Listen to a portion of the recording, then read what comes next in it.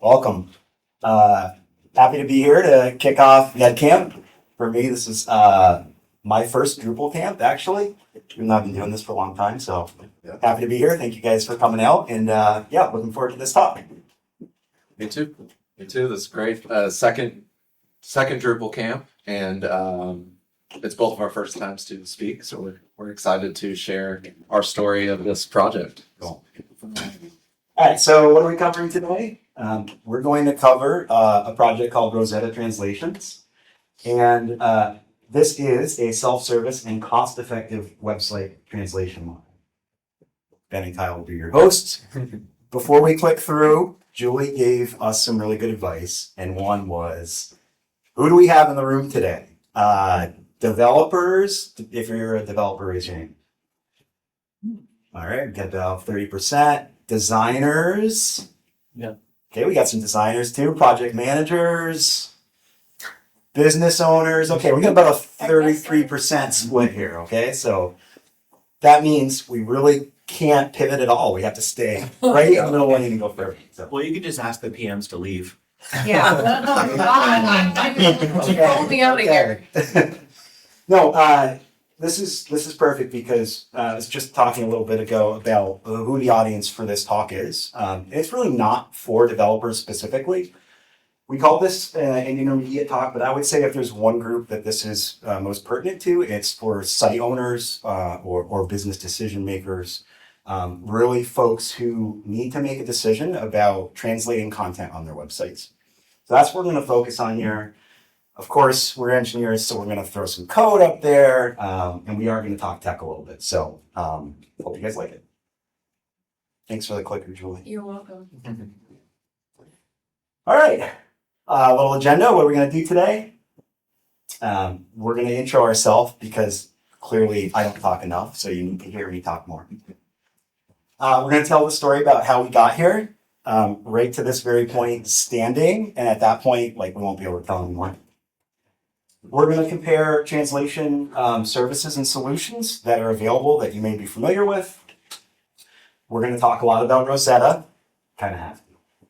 We're going to talk about the custom module, the initial rollout of that, more open source contributions around the project. We're going to talk about how that went from a custom module to Drupal.org proper. I get to talk a little bit about backend and show code. That'll be fun. We're going to do a live demo. Well, you got to do those. And then we'll do a little wrap up and a little QA. So also feel free to interject while we're up here. If anyone has any questions or clarifications, don't wait. We're all friends here. All right. My name is Ben Hamelin. I've been with Oomph. Thank you, Oomph. Since 2019. But I started doing this stuff in 2003. So this has been my career for about 25 years. I met someone last night named Rich who started with Cold Fusion as well. That was pretty cool. Drupal 6, 2009. Haven't looked back. I live in Northern New York in the beautiful Adirondacks, which is basically Canada. Go ahead. There you go. I'm Kyle Davis. I've been with Oomph for almost a year and a half, kind of getting closer to a year and a half. Some little fun facts about me. I used to chase tornadoes, and I have a degree in meteorology. Then I got super into coding after that and just loved to be a programmer instead. Started Drupal about 10 years ago, been a developer for about 16 years. I'm Native American. I live in Oklahoma and Boomer Center. And I'm a Pisces, so I don't know, take whatever you need to out of that. Let's see, Oomph, been an Oompher since forever. We're all remote. We work all over the US, East Coast to West Coast. They are rooted right here in Providence. And so, let's see, we are gold level certified partner of the Drupal Association, an Always certified practice, top 30 in global contributor to the project. And then we have a lot of maintainers that work with Drupal, a lot of contributions. And this is we'll talk in a bit about another module that we're adding to that list. So, So we're not here to convince you to translate content on your website, but I thought this was a fun quote from a blog post that I published earlier in the year. That the number of people based on the 2020 census who speak a language other than English in their home has tripled over the past 3 decades. So again, we're not here to convince you, but that was an interesting quote that we wanted to kind of lead in with. Also, it gave us a chance to thank Julie again for stealing one of your DrupalCon theme slides. She kind of kept that in there. So, next couple of mine, right? Yeah, I'll go here. All right, so we're going to tell the story about how we got here. And we have some folks from Brown University Health here today. Thank you for coming and attending this talk and for being a part of how we got here and why this kind of came out of a need that you folks had. So we were talking about 2 years ago with the folks from Brown about the need for a more robust automated translation solution. They had some Spanish content that was manually translated, and it was working fine with Drupal core. If you're familiar with the multilingual system in Drupal, it's fairly straightforward. But the problem that they were running into was the need for more languages and the need to do that in kind of a fast, expedited way. And so we started looking at options for what we could do to help support those additional languages. It's a big lift, right? You need folks to do the translations. You have a fair amount of content on your site, so that makes the problem bigger. So that was our task initially, was to start comparing what was out there and get a sense for what the options were for Brown. Quick background, we've worked on Brown University Health sites for a number of years. We maintain their public website, brownhealth.org, which is where this module, where this problem space was surfaced. We also work on their intranet. So we have a lot of Drupal background with that project. It was Drupal 10, so everything was kind of up to date. We were really comfortable with the framework, but we needed to start looking a little bit more closely at translations. Cost is a big part of what we're going to talk about today. You may or may not know that some of the solutions out there are not that cheap. And so it's a big commitment from an organization. So first and foremost, a member of our team found an open source project on GitHub called Rosetta. Has nothing to do with Drupal, but it purported to replace the old Google Translate dropdown that most of us have probably seen at one time or another. That was a very common, low-cost, free, I believe, way to translate your website. And people relied on that for years and years. And then Google decided to sunset that project. And so the description of the Rosetta project was like, we need to replace this. People rely on it. It was very useful. We need something that's comparable for that. So a member of our team, I think it was Jordan Caldwell, kind of surfaced that and said, hey, you guys should look at this. Okay. We looked at it. We played with it a little bit. Hi. I'm good. Hi, how are you? Good. We read the documentation. We played with the project a little bit. And we really thought that it was a viable solution. So we started looking a little bit more closely at it. Speaking of costs again, we needed to estimate what cost would look like for putting a tool like this on their website. We did that just by looking at analytics and getting a sense for the non-English traffic that was coming to the site. So that gave us an idea of what the user base was going to look like. And that, by extension, helped us to kind of formulate what a rough cost might look like based on that volume of traffic. We did a proof of concept. We shared it with the client team and to get their buy-in.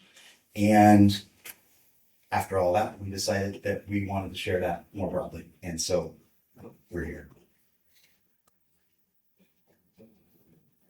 All right, let's compare what's out there in the broader translation space right now, just to get a sense for what your options are when you're thinking about doing this for your own site.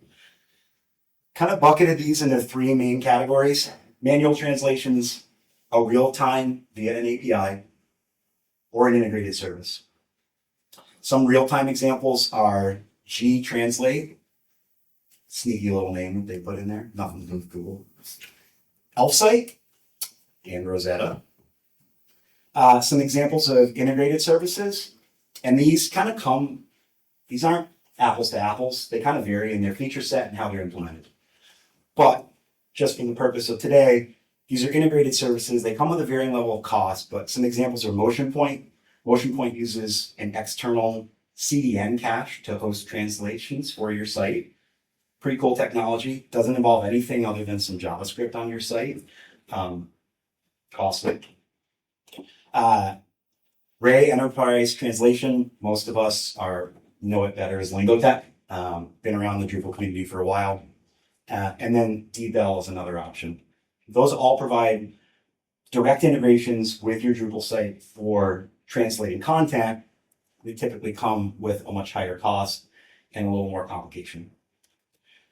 So the things that we want to look at when we're comparing translation options are the cost, the complexity, the accuracy of the translations, and maintenance costs or maintenance fees that may go into supporting that decision that you're going to make. So, along with those areas to focus on, some other key variables are what's the volume of content that you have to translate on your site? If it's small, if it's not changing that frequently, manual is probably your way to go. That's going to be a pretty small lift. It's going to be pretty straightforward, right? If you have thousands of pages and you're trying to support half a dozen languages, much different problem. Locales are important as well, especially if you're in a very targeted campaign. You have very specific content that you're trying to convey to a non-English speaking audience. You really don't want to rely on what did Google translate this to for me. It's not necessarily going to hit well with your target audience. Often those translations are verbatim word for word, and they don't necessarily come across well for the intended audience. And of course, legal and compliance requirements, kind of in that same vein, there's some stuff that it has to be accurate, right? For legal reasons, for compliance reasons, you have to make sure that it's translated correctly. So that's where accuracy comes in. So if we compare these things, look at manual. So the cost can be high because of the volume of pages, because of the resources of having folks translate, right? Whether you're hiring someone or whether you're doing it internally, that's a cost. That's a labor cost that you need to invest in. Again, if you have a small number of pages, okay, the cost maybe isn't that high. Complexity is low to mid. It's, again, pretty straightforward to leverage Drupal's out-of-the-box translations. So we're going to go low to mid there. Accuracy should be high. If you hire the right people, you're going to get the right translations. I put high for maintenance because if your content's changing frequently, you have to go back and get that retranslated. So now you have to invest in that person to do that again. The technical maintenance cost, not that high. Again, if we're looking at Drupal or other well-supported CMSs, then the system that supports translations is going to be pretty stable and easy to keep up to date. But we're putting a high cost here because of the human effort that's going to be involved. Real time with an API. That's Rosetta. We're going to talk about that. Low cost or lower. Mid complexity, but you're going to see later today, not too complex. Low accuracy. That's a flag, right? We have to acknowledge that these are not, out of the box, these are not the best translations. So we need to be able to address that if we want to use a system like this. So we will talk about that in a little bit.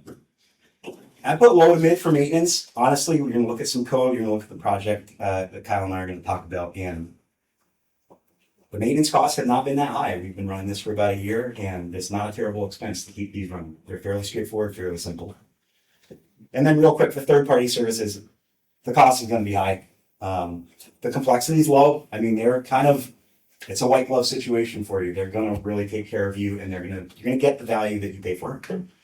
The accuracy is going to be high. They're going to give you quality translations and the ability to override those as well.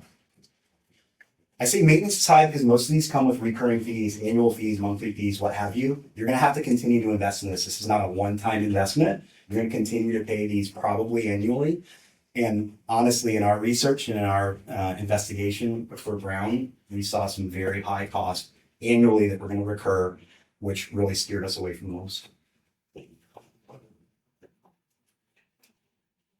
And I'm going to hand it over to Kyle. Yeah, I'll take over. Clicker. Yeah, thank you. So we'll kind of start with looking at Rosetta that we've been talking about. So this is a open source project. It was on GitHub, and one of our employees had found it and used it on another project. So we started to investigate into it more. It was created by Austin Jackson, and like Ben said, it was pretty much it was about a year after Google kind of killed off the drop down. So I'm not even really sure his original reasoning to build it. I think it was some project that he needed it for. But anyway, it was nice. It was robust. It looked great. So it was working well for us. The front end utilizes JavaScript, and it generates a drop down for you. And in that drop down, it goes and grabs supported languages that you want. So you can have your own list, or it can pull from a large list that's kind of like online. And then the best part about it is it's back-end agnostic. So it doesn't matter what you want to use. It just needs something to point to that will take the text from the site that it's sending to it, translate that, and send it back. And so it kind of provides that front end drop down, the interface to choose your language, as well as that talking in between your API. So we love that there was a self-managed translation solution that gave us complete control. So we can now control what the front end looks like, control our back end, and go on from there. So, we can build it. It's custom module time, right? So anytime you find a cool project, you're like, all right, I need to get this into Drupal. Let's create a custom module. And so, me and Ben were Chip and Joanna Gaines together. Once again, Brown needed a great way to translate all of multiple languages on 1,000 something pages. Yeah. So there was a lot, and this really couldn't be done manually, or AI would probably be pretty costly as well to figure that part out. So we looked into all the alternatives and loved Rosetta. So it provided us exactly the amount of control, development speed, and cost savings that we needed. And then to continue that, so we created the custom module. We kind of hard coded everything, right? And when you have a custom module, it's for you. And so everything was hard coded in on the back end. All the settings that we needed, I'll show you some settings later that we have control over. But we were hiding certain classes that we didn't want translated that were specific to us. Things like names or addresses, and there's some things like that you don't want to translate. And so we had all that written in there. Our available languages are languages that we wanted to show up in the dropdown, and plugging in our backend endpoint. So we had all that written in there, and it launched with great success. The client was super happy. We were happy with the results, and everything was really manageable and cost efficient. So let's see. Feedback. Yeah. Again, the feedback was positive, working well. Integration was easier than we thought it was going to be. And so we kind of took a step back. We had some discussions internally with our team and with the company. And we kind of asked the question of how can we make this have a bigger impact than where it is right now on brand? Yeah. So we were like, all right, that's pretty cool, but there's a couple issues with Rosetta. It's nothing major, but some things we would like to improve, and so we can make it better, faster, stronger. And so Ben and I both submitted a couple issues. Kind of didn't hear anything. It was about 3 or 4 months go by, no answer from the maintainer, and so I contacted him. I was like, hey, are you still working on this, or you kind of abandoned it? And he finally responded. He said, I don't need it anymore for the project I made it for. Do you want it? And so I was like, okay, cool. So we're proud new parents of the open source GitHub project. And so it actually worked really well, because now we could go in, we fixed our own issues that we reported, added some other features to make it a little more robust for our needs, as well as keeping in mind anyone else using it, so trying to make sure it still works really well for them, not locking anyone out of older, control that they had or features that they had. So anyway, yeah, we were really excited to grow it and now be maintainers of that project. So let's see. Then we got to the point we can't be selfish with this. We need to share this dang thing. So we made the move to like, hey, let's grow this more than just a custom module. We need to get this out there on the Drupal site. So stripped out of all of our custom stuff, created a contrib module, and this is actually my first contrib module to be a maintainer of. So yeah, super excited about that. And Ben has been awesome in helping and getting that published and everything too. So again, stripped out all the hard coded stuff, made everything a variable. So you can go to the config settings of the module, set up everything you need in a nice little form, makes it super easy. We can even choose the Rosetta version, which I think is a great feature. Say some new features roll out, but your site, you kind of want to keep it locked to a version, you can do that. The alpha is live right now. We've just left it in alpha state to, get some people downloading it out there, make sure there's no issues, before we do the official launch of version 1. Another thing I love about the front end, part of it is it requires 0 code or template changes. So you fill in all the settings, and we even have a block that you can place on the site. I'll show you later. Makes it super easy to add that drop down anywhere you need it to. And you can, if needed, you can always go into templates, add it wherever you need to, and do style overrides as well if you need the drop down to look a little different. So if any of you do later download this or try it out, we'd love to hear any feedback.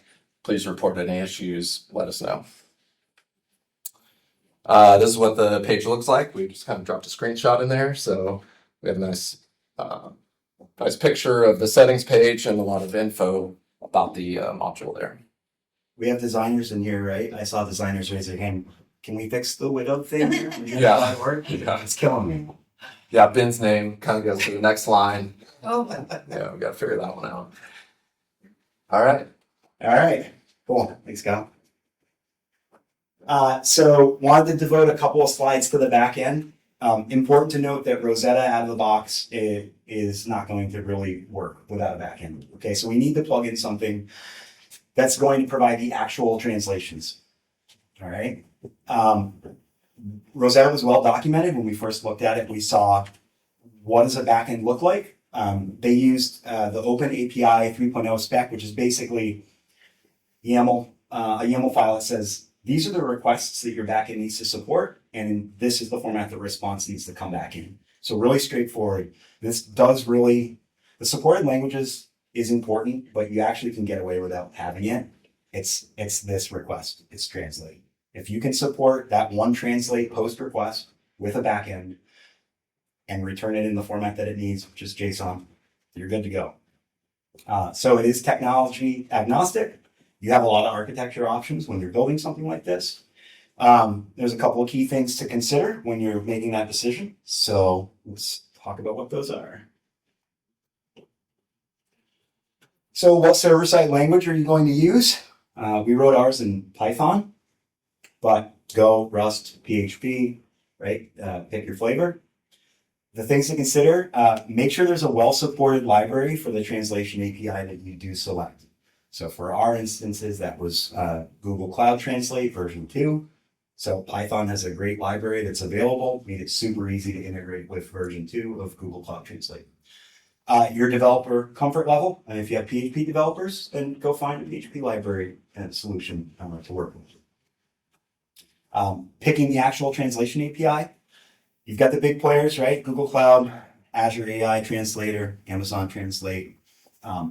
Start looking at costs. What are each of these going to cost?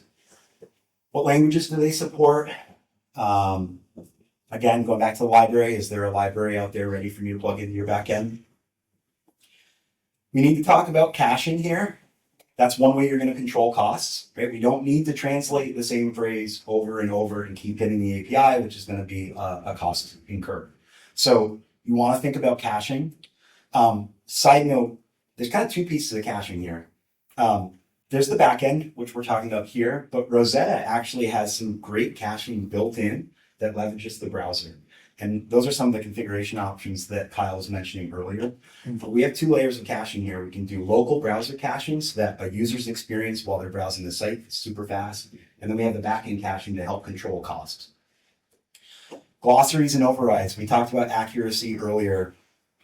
At some point, you're really going to be in a situation where you need to be able to override something you're just not happy, or maybe from a legal standpoint, you can't use what's coming out of the API for whatever reason. You need the ability to override that. That might be some custom code, some other logic. Again, not terribly complex, right? If you have a phrase and you know you need that to be translated in a certain way, then you can skip the API call and have your developers code it in with some sort of local glossary lookup, a library that you maintain somewhere. Again, not a terribly complex problem, and it's going to save you on cost and obviously going to give you the accuracy that you need. And then, yeah, I said we're going to talk about cost of loss. Try to estimate your costs. These all have their own pricing models. They're mostly on-demand, usage-based, right? But you're going to get a sense for, okay, I have X number of languages, and I think I'm going to make this number of requests per month. That's going to roughly tell you what your costs are going to be. I would say that's held up pretty well as we've watched costs for the Brown project over the last year. They were right about where we thought. But we even made a decision about halfway through back in the spring, I think. We just bumped the cache time up a little bit longer, and it cut costs noticeably, not significantly, but noticeably. So that was nice to see that we had that really simple control of adding a couple extra hours to the cache, and it brought the price down a little bit. All right, we said we'd show some code. This is pretty straightforward. I'm not going to go line by line, but I showed this to illustrate how simple this was. I took out a couple of things, but API from Python to support Google Translate. Very simple route definition. I'm not a Python coder. I don't know if there's any Python coders in the house here today. This was not terribly hard to follow. So we have one route. It's translate. It needs to be a post. Our data comes in as JSON. We get that from Rosetta out of the box. A little bit of logic to figure out where we're going, which language we're sourcing from and translating to. Pass those to the API. It's going to come back. We're going to return a JSON array back to Rosetta, and we're happy. I didn't take a ton of code out of here when I put this slide together. Maybe 30% comments, what have you. I mean, this is the crux mostly of what we did. And with that, All right. Kyle's going to do a live demo, which we know is going to go perfectly smooth. Always does. Always does. Okay. So what I have here, this might look familiar to a few employees. This is just one of our demo sites. It worked great for having a little bit of content, the ability for me to fire up a site with DDev and just run it locally. So that's what we're looking at here. All that I have done so far is just done my composer require of the Rosetta module. And so I'm going to go ahead and go to my extend page and install that. So it's been installed. I can jump to the configure page from there. You can ignore the security updates. It's just running locally. And so we can see a few of the fields available here. Our first is going to be our backend endpoint. So this would be that /translate endpoint that you've made in your backend. Let me go ahead and grab that in my notes over here. By default, we just we set the Rosetta translate element as the class, or actually the ID of the element that you want that dropdown to go to. So this is where you can control it. If you create your own and you want to style it in your own way, you can give it an ID there, and that's where the translate dropdown will point to. What page our default, or what language our page is in by default. That would be English. And these are using the language code references. I have a link off to that where you can find the right language code. A lot of these others are just optional, but one of the key ones, if you don't add anything to the preferred supported languages, it's going to be a drop down of like 100 or so So really long drop down to languages. So here is where you kind of want to trim that down. And so in this case, let's just do like Spanish and Arabic, just to like kind of throw a few in there. Chunk size, this sends your site data in chunks. So if that's super low, you may get so many calls quickly to your backend, and that can throw some errors and stuff. So a lot of times that's recommended to go a little bit higher. Like I think we've been defaulting to about 50. And then intersection threshold is really interesting. It is basically how much of the element is showing on the page for it to go ahead and send that off to translate. So that can be between 0 and 1. And so if you do 0, it'll pretty much just send it as soon as like 1 pixel is visible of an element. Just to clarify that. Yeah. That's going to stop anything that's below the viewport from translating automatically. So again, from a cost perspective, if folks are browsing the site and they're not scrolling down all the way through your page content, then those requests never go out. So that's, again, another great feature of Rosetta and how it's managing cost. Mm-hmm. Yeah, and some of those updates I talked about that we had submitted to Rosetta were things like icon elements were being sent, or HTML comments sometimes were being sent, or like the suggestions comments in Drupal. I was seeing those sometimes in the requests. So things like that were like automatically excluding via Rosetta. So they don't have to be entered here. But you can also have a lot of control over classes or selectors in general that you want to skip. And so one of the defaults is already skip translate class. So if you have stuff on your site you want to skip, you can always just add that class to it and it's automatically skipped, which is really nice. But if you have custom ones, you can always add them here. Those would be like the individual profile names and like addresses and stuff. For Brown, I have a nice little list there that excludes those, so we're not translating them. I like to toggle on the language attribute, so we want to be able to update that on the HTML. So it sets what language the site is being translated to. And then let's see. Also, Brown liked the ability to update the URLs with the language. So what's helpful with that is if they have a page that they want to be in Spanish and share that in a campaign, it can have the ES at the end, and the link itself will activate what language the page is in. So that can be toggled on and off. Sometimes with sites you may not want it to manipulate the URL. And then of course, like I mentioned before, we can choose the Rosetta version. I just leave it on latest to automatically get the latest version of that. Okay, so I'll save that. Now, once the module is updated, we now have the ability to place a block. So I'm just going to go to put it down in the footer just for the heck of it. So I chose the Rosetta language block. You can kind of ignore the other settings in here. And that should be in our footer.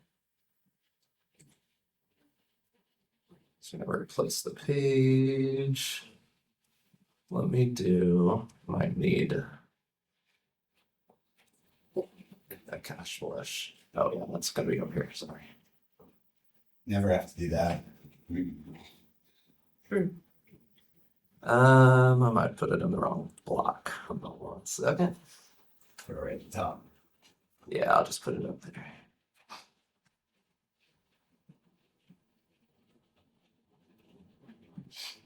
It may not look beautiful, but let's see. I think that was the social media block. I think you left Rosetta. Yeah. Live demos. Live demo. Where did that go? Oh, Yeah. You moved the social media one. oh my bad. Let's go header. That's good.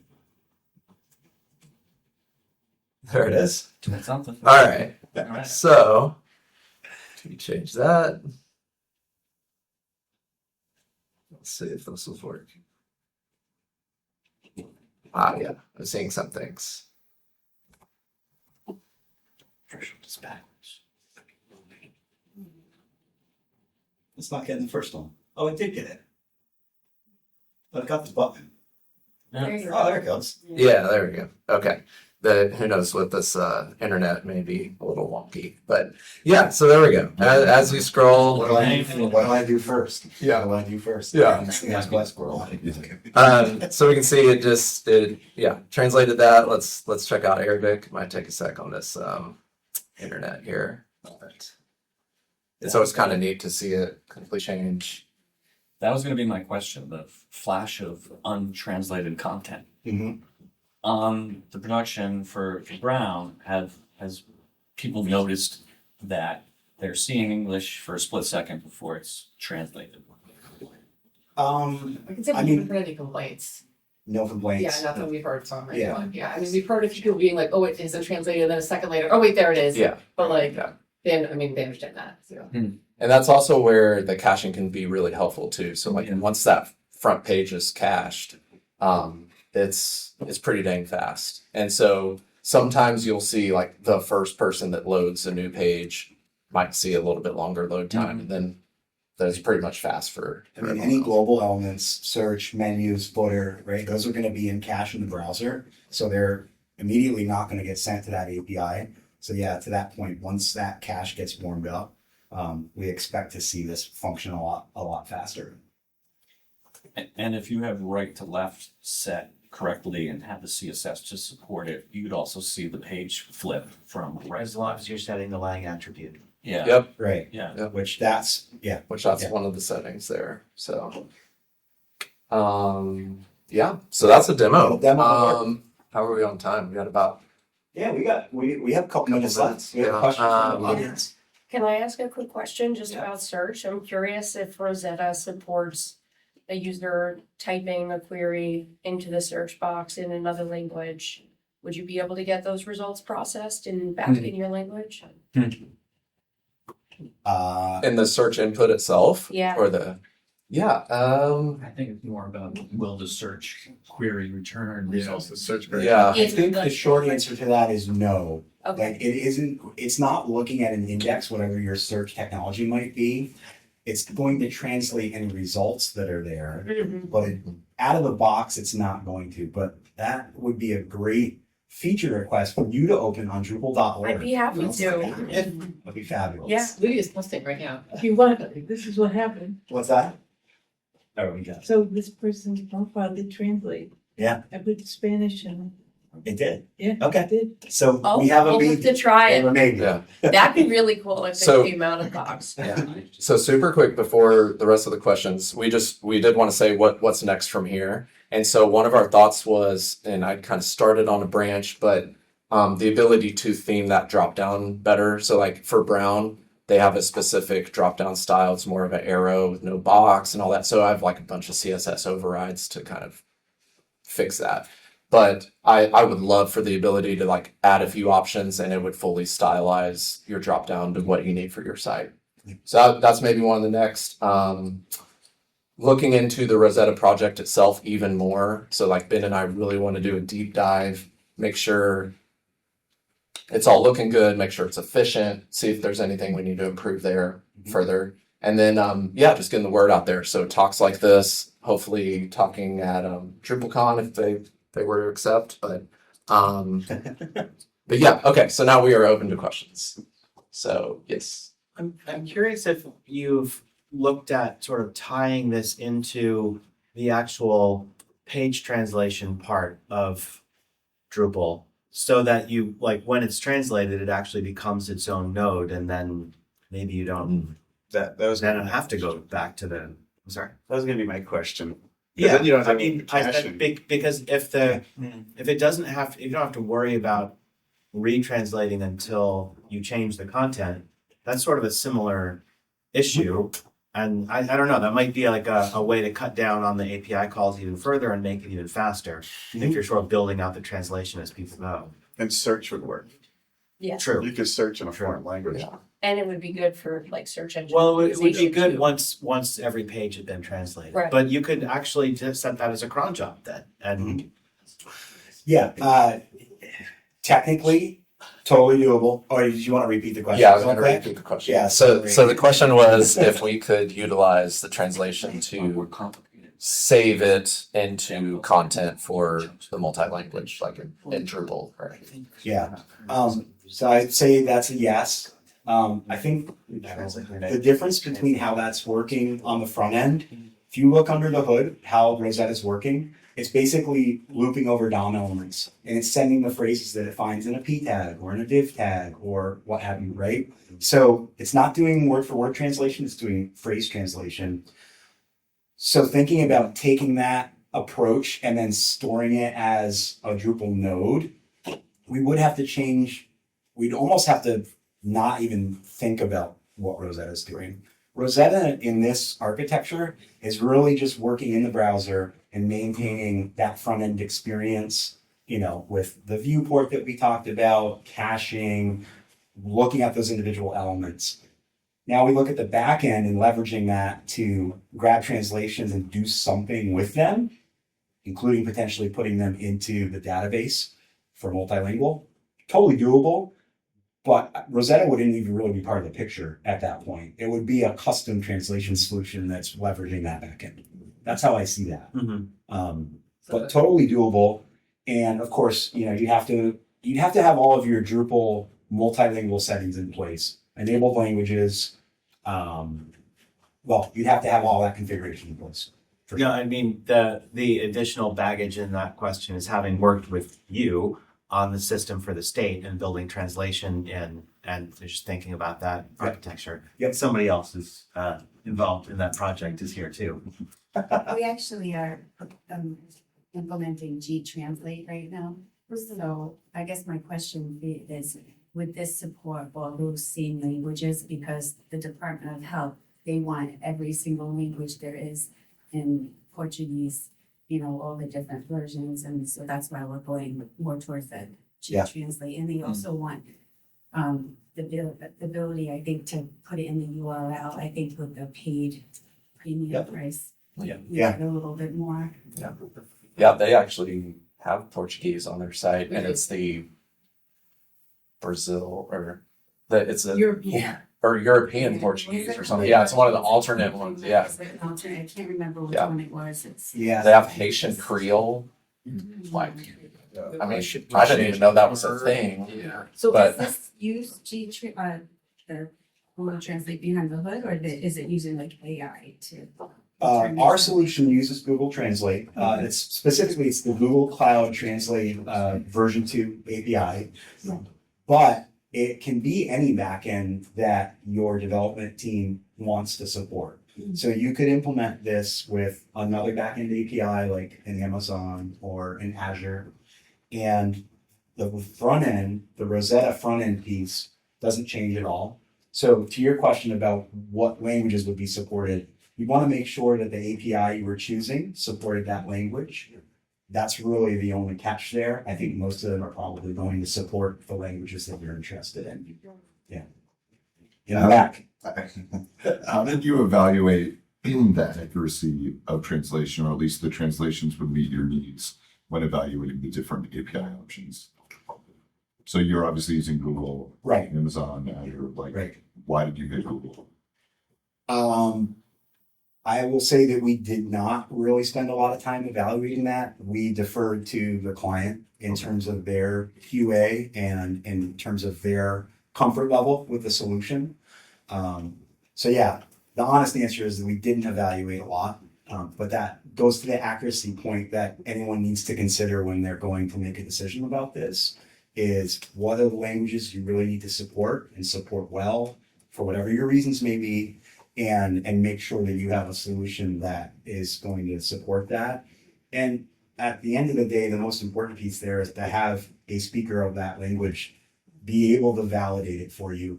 I think that's the most important thing, and then you can look at options. So, yes. Yeah, I worked with a human rights nonprofit, and they had global partners, and we used G-Translate, and it wasn't like translating things properly. There was a lot of it was about archiving data, and there was a lot of technical language.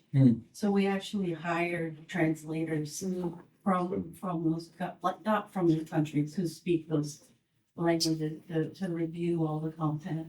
Yeah.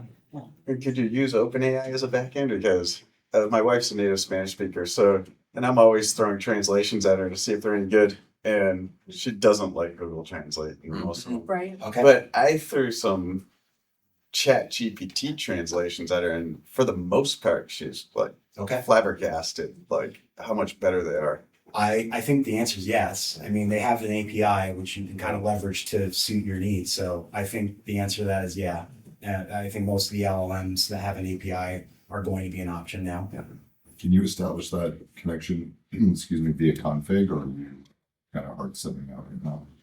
Right now, it's built into the back end, but we have looked at what scaling this looks like in terms of moving this, deploying it to a different infrastructure, being more flexible with that, right? If we're going to make this usable for a broad, a large group of organizations, we need to be able to build in that flexibility of bring your own API, right? Our solution is going to work if you can meet these specifications, bring your own API to the back end, and we're going to support it. Sure. And is that, as a super quick question, I hope you don't mind. Just with that, the API that you're putting into the module is really just your local version of Rosetta, and then it is configured to go get the translation?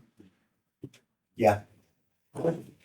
Well, yeah, I mean, it's pulling in from the Rosetta repo. Yeah. So, and that's, yeah, and you can control your version and all that stuff and point to a specific version. But yeah, it, and that's kind of the beauty. Say you want to test a few different backends.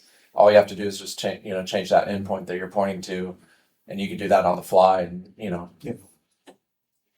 I know you had it earlier. Thanks. I know you talked a little bit about like the ability to do overrides. Is that something that lives in the back end layer? Is that something like, the development team would have to come in and put in those overrides in the solution that you've built out? Are you talking about style overrides? Or Like glossary we have like overrides? certain phrases that have to be translated a specific way. Yeah. So I think that's more in the Rosetta area that with some of the override settings that Rosetta has. It could be right, both. or both. It can be both. You could do a front end lookup. If you had let's say you had a front end team that was comfortable with JavaScript, Yeah. they could extend Rosetta to do something like that. Okay. The glossary overrides that I was referring to earlier would be more of a back-end solution. Yeah. Where you have a cache somewhere, right, where you store those language and overrides that you need. And then that's your first look on it before you go to the API, is you look at your glossary and say, do I have a glossary entry? Okay, no, I'm gonna go to the API, or yes, use the glossary entry. So you're replacing that before it even goes to get translated? It never hits the API at that point, correct? It's using whatever your So at the storage same time, is. like the Brown content team doesn't have the ability to make those changes. They don't right now. Yeah. That's correct. They don't. And we haven't had a request yet to do something like that, but it is definitely in the roadmap to be able to specify that. But right now you would handle it in a custom way. Okay. Yep. Thanks. Lastly, we just wanted to thank Oomph for giving us the time to work on this. That's been awesome. And so we're really thankful for that. And then also, nice little plug, if you do need help on that back end stuff, come and talk to us. So our cards are up here. We can help, answer any questions with that and work with you if you need it. So